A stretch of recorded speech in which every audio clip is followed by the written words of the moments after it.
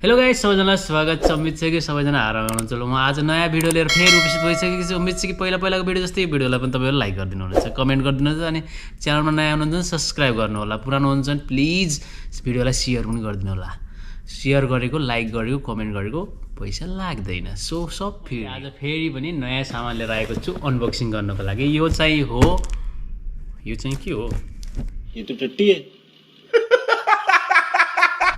यो चाहिँ हो ब्याट्री फर गोप्रो। तपाईँलाई लाग्न सक्छ गोप्रोलाई किन ब्याट्री चाहियो, गोप्रोमा अलरेडी ब्याट्री छ।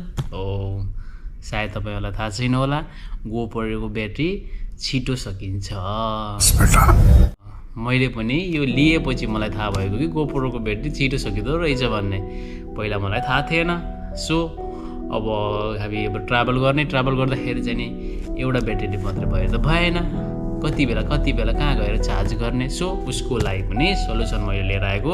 सोल्युसनको लागि मैले एउटा ब्याट्री बाई गरेको छु। सो आज हेरौँ यो ब्याट्री कस्तो काम गर्छ, कस्तो छ।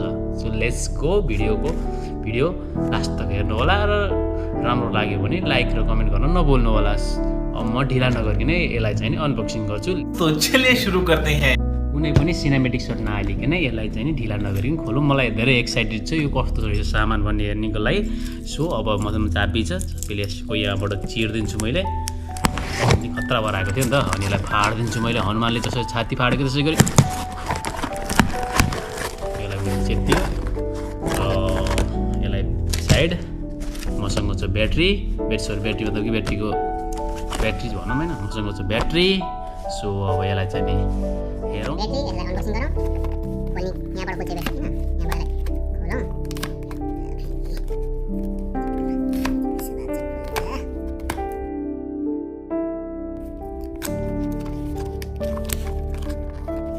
यहाँ रहेछ हाम्रो ब्याट्री एन्ड चार्जर। यो कभर साइड। यो हाम्रो चार्जर भइहाल्यो। यहाँ छ मेन सामान त यहाँ छ साइड। मेन सामानलाई हेर्दै जाउँ। यो टेप लगाएर यसलाई खोल्दिउँ। सो गाइस, यो main charger please use 5V 2.4 AUC charger. मतलब कि यो हाम्रो मोबाइलमा लाग्ने चार्जर हो, त्यस्तो हुँदो छैन।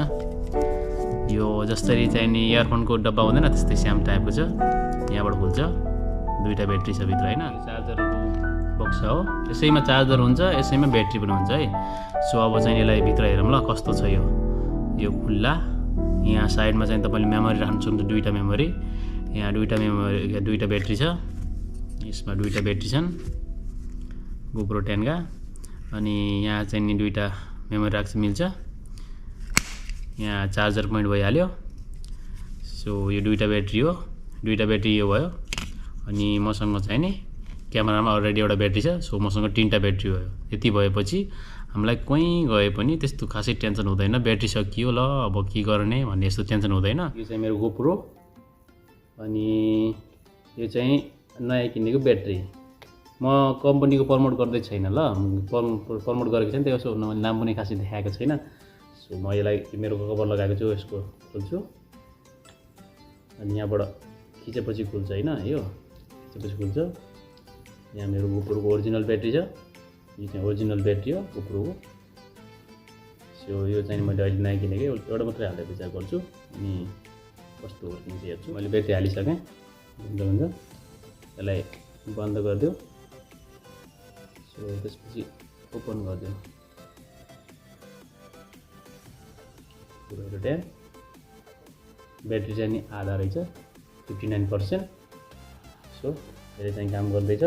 अब यसले त कस्तो काम गर्छ भने त अब फ्युचरमा थाहा हुन्छ होइन। अहिले चाहिँ के थाहा हुने हुन्छ र 5 मिनट खोलेर चाहिँ सबै कुरा थाहा त हुँदैन। यसको चाहिँ फ्युचरमा गएर कस्तो काम हुन्छ यसको, त्यो फ्युचरमा गएर एकचोटि हेर्दाखेरि अनि बुझिन्छ नि त। अहिले त थाहा हुँदैन, एकचोटि खोल्यो अनि चाहिँ उ गऱ्यो, भिडियो रेकर्ड गऱ्यो राख्यो। अहिले त स्टार्टिङमा त सबै राम्रो हुन्छ होइन, अनि फ्युचरमा काम लाउनु पऱ्यो कि। सामान हो, नयाँ सामान त 1-2 दिन काम त गरिहाल्छ। फ्युचरमा कस्तो काम गर्छ त्यस्तै नै हामीलाई हेर्नुपर्छ। सो यो दुईवटा ब्याट्री चाहिँ मैले लिएको। यसलाई म चार्ज गर्छु अनि त्यहाँ हेर्छु कस्तो काम गर्दो रहेछ। जस्तो काम गर्छ म तपाईँलाई चाहिँ आउने भिडियोमा बताउँछु कि यस्तो ब्याट्री लिएको थिएँ, यसले काम गर्दो रहेछ।